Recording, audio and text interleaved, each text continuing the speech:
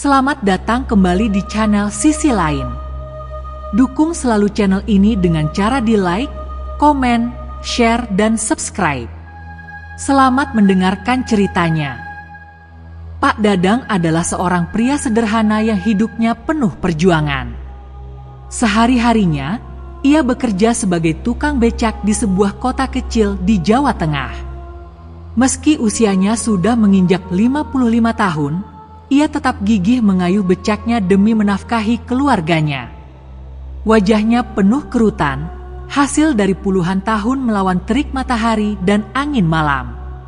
Setiap pagi, ia pamit kepada istrinya yang sabar menyiapkan bekal berupa nasi bungkus sederhana. "Hati-hati ya Pak," pesan istrinya setiap hari. Kata-kata itu selalu menjadi doa pelindung baginya. Ketika malam tiba, setelah seharian mengayuh, ia sering beristirahat sejenak di pangkalan becak dekat pasar. Di sanalah ia berbincang dengan teman-temannya, sesama tukang becak, tentang berbagai cerita, dari kenaikan harga sembako hingga kisah-kisah seram yang mereka alami saat bekerja larut malam. Meski hidupnya penuh keterbatasan, Pak Dadang tidak pernah mengeluh. Baginya, selama ia masih bisa membawa pulang uang untuk keluarganya, itu sudah cukup. Namun, ia tidak pernah menyangka bahwa suatu malam kehidupannya akan berubah menjadi kisah yang tak pernah ia lupakan. Malam itu, suasana terasa berbeda dari biasanya. Angin dingin berembus kencang, membawa aroma basah dari tanah yang baru saja diguyur hujan sore. Jalanan tampak sepi. Hanya suara gesekan daun dan langkah kucing liar yang sesekali terdengar.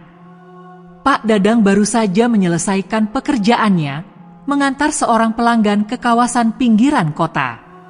Rencananya, ia akan langsung kembali ke pangkalan untuk beristirahat, tetapi sebuah perasaan aneh membuatnya merasa gelisah.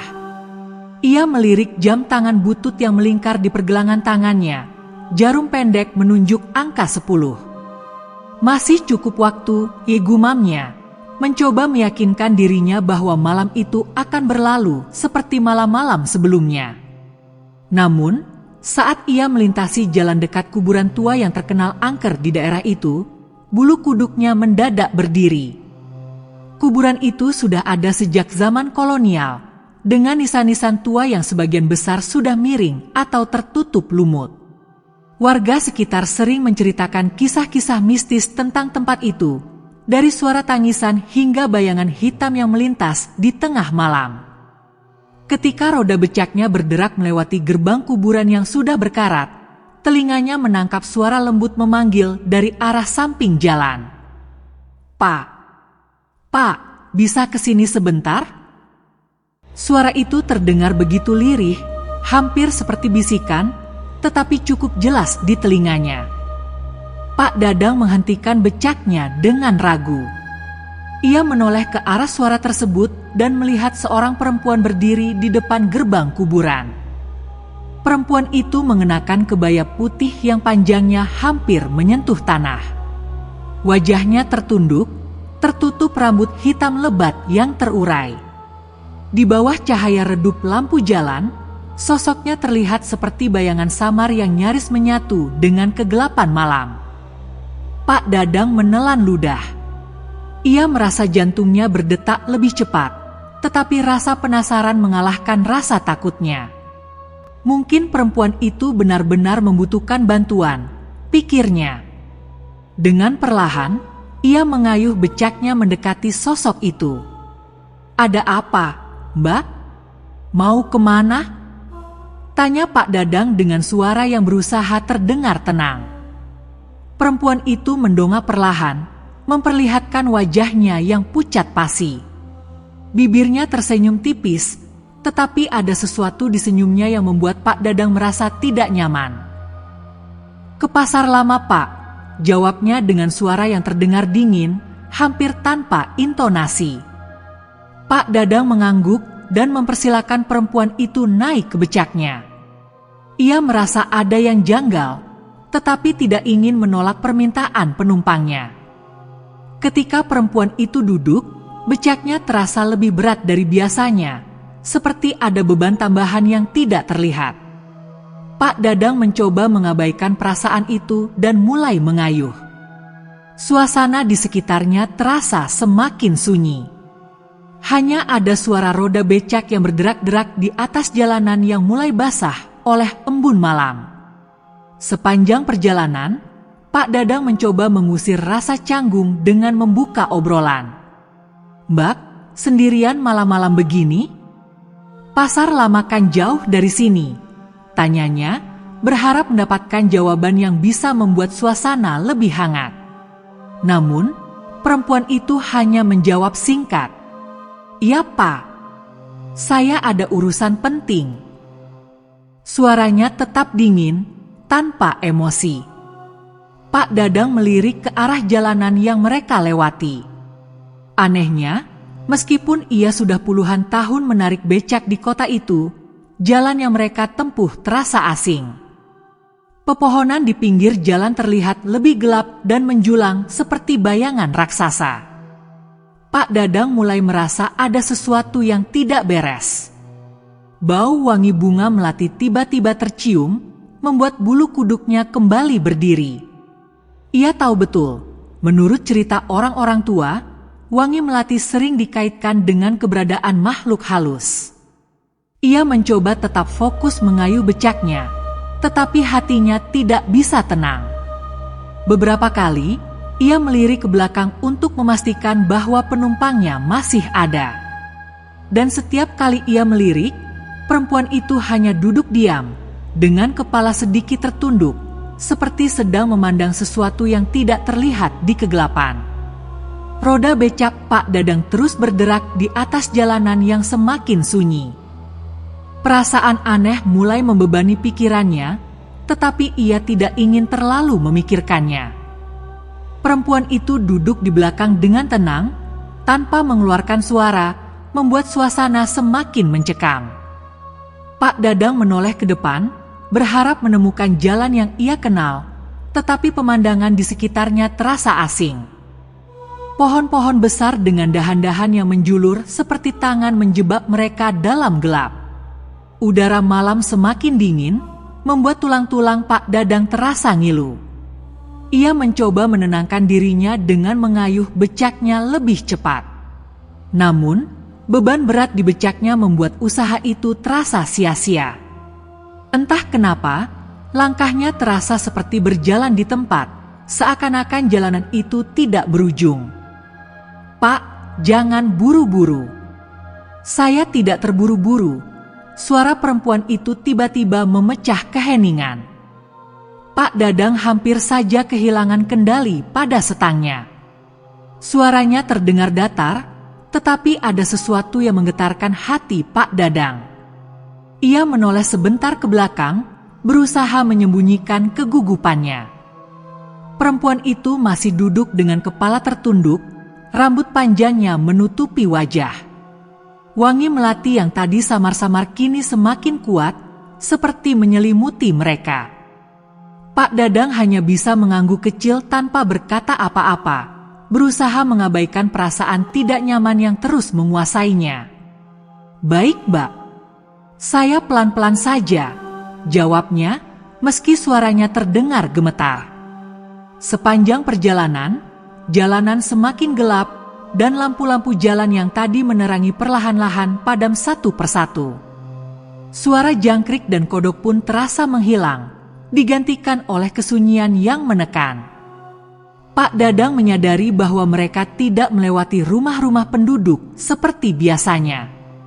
Di kanan dan kiri jalan, yang ada hanya ilalang tinggi dan pohon-pohon tua. "Pak, sebentar lagi sampai kan?"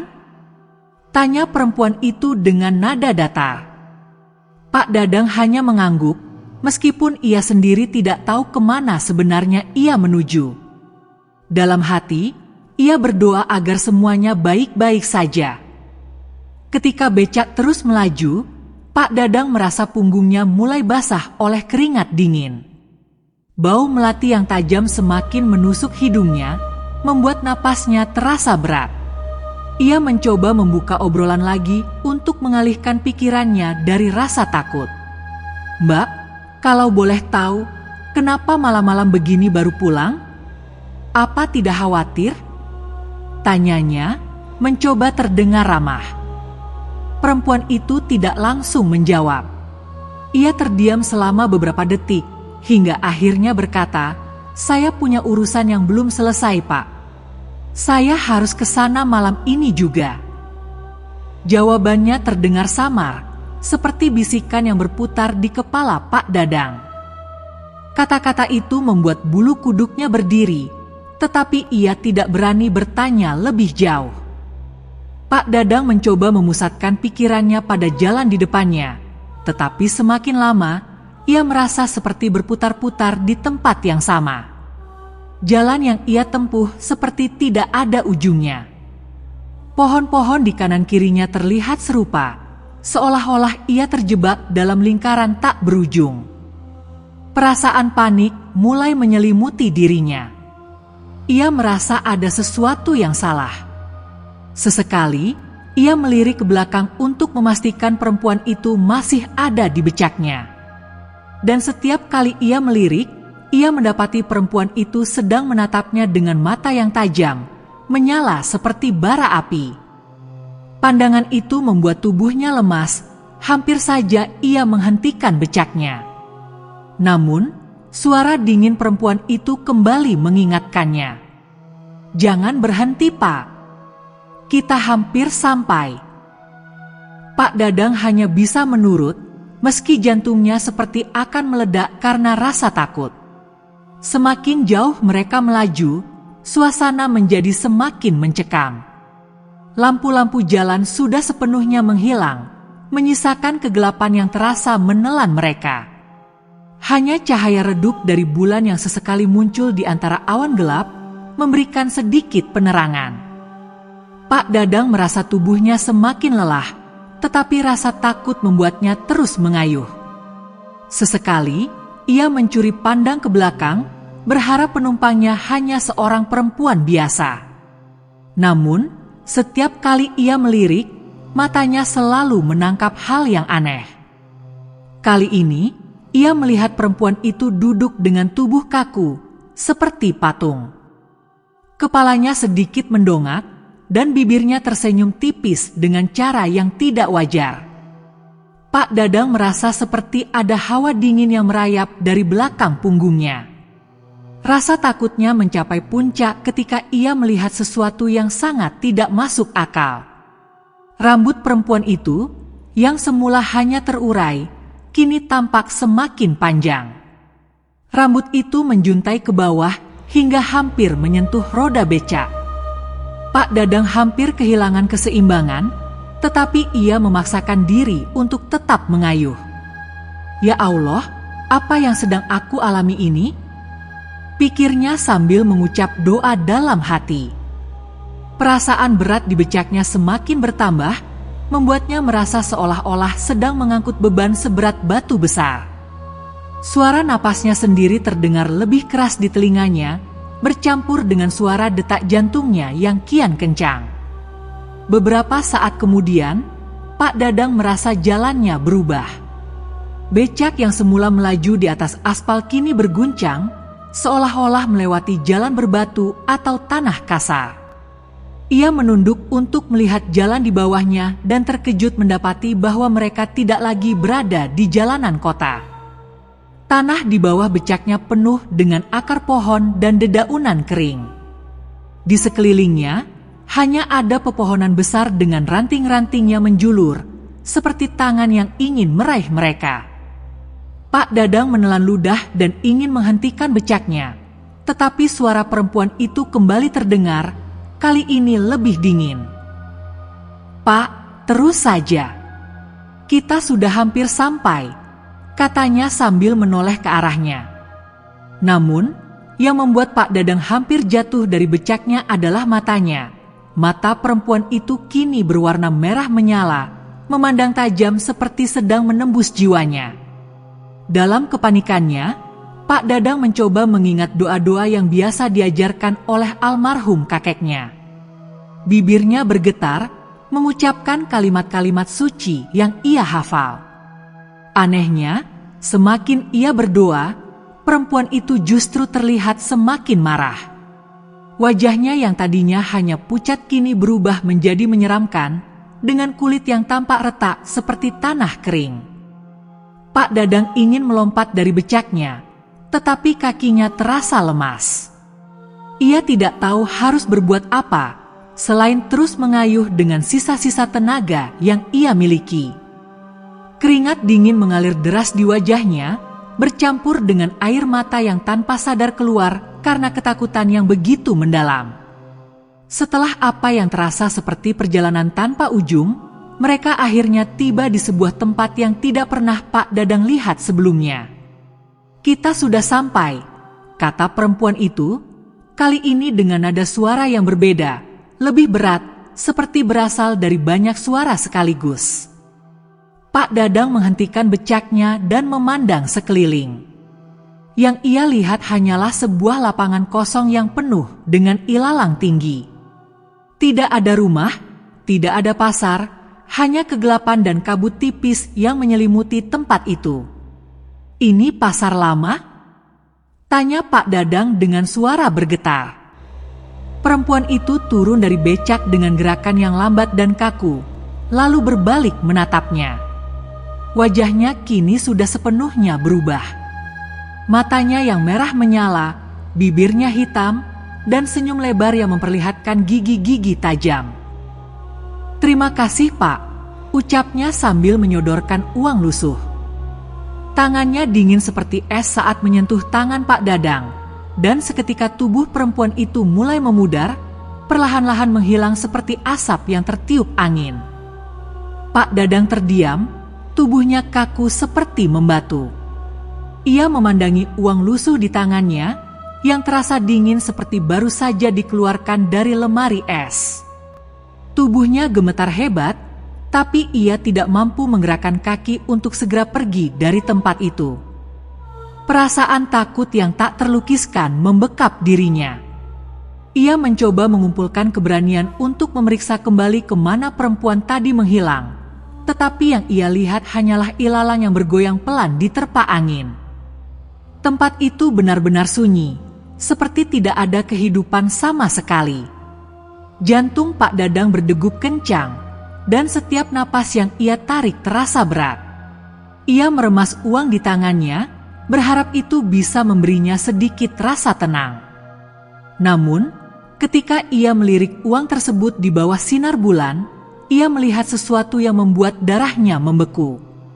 Uang itu bukan lembaran biasa, melainkan selembar kain kuning dengan tulisan aksara Jawa kuno yang tidak ia pahami. Dengan tangan gemetar, Pak Dadang segera melempar kain itu jauh-jauh. "Ya Allah, apa ini? Apa yang sebenarnya terjadi?" desisnya, nyaris tak terdengar. Ia memegang dadanya yang terasa sesak, berusaha mengatur napasnya yang tersengal-sengal. Dalam hati, ia terus berdoa agar dijauhkan dari hal-hal buruk. Perlahan, ia mencoba mengayuh becaknya untuk pergi dari tempat itu, tetapi roda becak terasa berat, seperti menempel pada tanah. Ia menoleh ke belakang, berharap tidak ada lagi sosok aneh yang duduk di becaknya. Tapi apa yang ia lihat justru membuat bulu kuduknya berdiri. Becaknya kosong, tetapi di atas kursi penumpang, ada bekas basah seperti seseorang baru saja duduk di sana. Pak Dadang menggigit bibirnya, menahan rasa takut yang hampir membuatnya pingsan. Dengan sisa-sisa keberanian, ia terus mengayuh, memaksa roda becaknya bergerak meskipun terasa seperti melawan sesuatu yang menahan. Jalanan yang ia lalui semakin gelap dan tidak masuk akal. Di sekelilingnya, hanya ada ilalang yang menjulang tinggi, disertai suara angin yang menderu-deru seperti bisikan. Pak Dadang merasa seolah-olah ia berada di dunia yang berbeda, jauh dari tempat-tempat yang ia kenal. Setiap kayuhan terasa seperti usaha sia-sia, tetapi ia tidak punya pilihan selain terus bergerak. Dalam kondisi panik, ia mencoba mencari tanda-tanda jalan keluar, tetapi yang ia lihat hanyalah bayangan pohon besar yang menjulang tinggi di kejauhan. Ia mengayuh menuju pohon itu, berharap menemukan jalan setapak atau sesuatu yang bisa membawanya kembali ke peradaban. Namun, semakin dekat ia dengan pohon itu, semakin aneh rasanya. Ia merasa seperti pohon itu memperhatikannya, seperti ada mata tak terlihat yang mengawasi setiap gerakannya. Ketika ia akhirnya sampai di depan pohon besar itu, langkahnya terhenti. Pohon itu begitu tua, dengan akar yang menjalar ke segala arah, seakan mencengkeram tanah dengan kuat. Di bawah pohon itu, ada sebuah batu besar yang menyerupai nisan, penuh dengan ukiran-ukiran yang tidak ia mengerti. Pak Dadang merasa tubuhnya kian lemas. Ia tahu tempat ini bukan tempat biasa. "Ya Allah, tolong aku," gumamnya dengan suara nyaris tak terdengar. Tiba-tiba, ia mendengar suara tawa kecil, lirih, tetapi jelas berasal dari sekelilingnya. Suara itu semakin keras, bergema di udara, seperti ada banyak orang yang tertawa sekaligus. Pak Dadang panik. Ia berteriak, tetapi suaranya seperti tenggelam dalam tawa tersebut. Dalam keputusasaan, Pak Dadang kembali berusaha mengayuh becaknya, kali ini dengan tenaga yang entah dari mana datangnya. Ia tidak peduli lagi kemana ia pergi. Yang penting ia menjauh dari pohon besar itu dan suara-suara aneh yang terus mengejarnya. Tetapi, setiap kali ia menoleh ke belakang, ia merasa becaknya seperti membawa beban yang sangat berat. Ia tidak berani melihat lebih jelas, tetapi ia tahu ada sesuatu yang duduk di sana, sesuatu yang bukan manusia. Bau busuk tiba-tiba memenuhi udara, membuatnya hampir muntah. Dalam hati, ia terus membaca doa-doa dengan segenap keyakinan, berharap Tuhan akan membawanya keluar dari mimpi buruk ini. Namun, jalanan di depannya tidak menunjukkan tanda-tanda perubahan.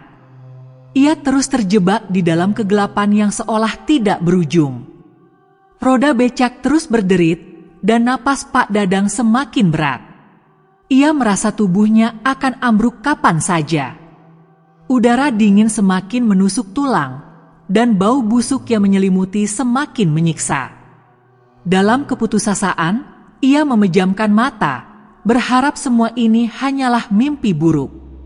Namun, suara-suara aneh kembali terdengar, kali ini bukan hanya tawa. Ada suara lirih seperti orang berbisik di telinganya. "Jangan lari, Pak. Temani aku." Bisikan itu terdengar lembut, tetapi mengguncang jiwa Pak Dadang.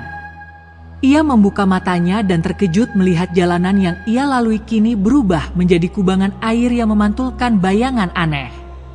Di air itu, ia melihat bayangan seorang perempuan berambut panjang yang melayang di belakangnya, meskipun ia tidak melihat apapun jika menoleh langsung ke belakang. Bayangan itu seolah-olah mengikutinya, terus mendekat dengan perlahan. Dalam kepanikannya, Pak Dadang tidak tahu lagi kemana harus pergi. Ia hanya terus mengayuh, meski jalannya terasa semakin berat. Tubuhnya terasa kaku, seperti kehilangan kendali. Tiba-tiba, ia merasakan sesuatu menyentuh pundaknya, dingin, seperti es. Dengan mata penuh ketakutan, ia menoleh perlahan dan melihat tangan putih pucat memegang pundaknya. Namun, ketika ia menoleh lebih jauh, ia tidak menemukan siapapun di sana. Napasnya semakin tersengal, dan tubuhnya mulai kehilangan kekuatan.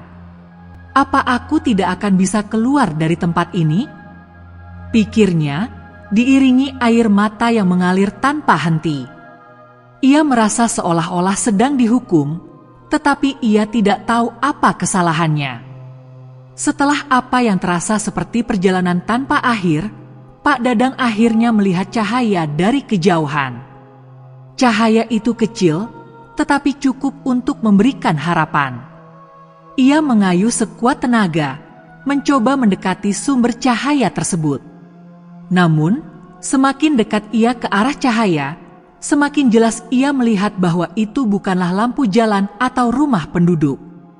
Cahaya itu berasal dari sebuah lentera tua yang tergantung di atas gerbang besar dari kayu. Gerbang itu terlihat seperti pintu masuk ke sebuah pemakaman tua.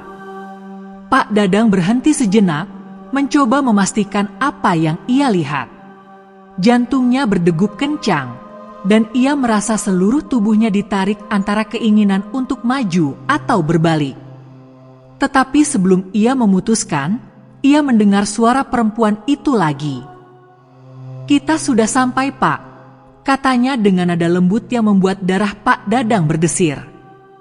Perlahan, sosok perempuan itu kembali muncul, berdiri di depan gerbang dengan pakaian yang kini terlihat lebih jelas. Ia mengenakan kebaya putih panjang dengan kain batik yang melilit pinggangnya.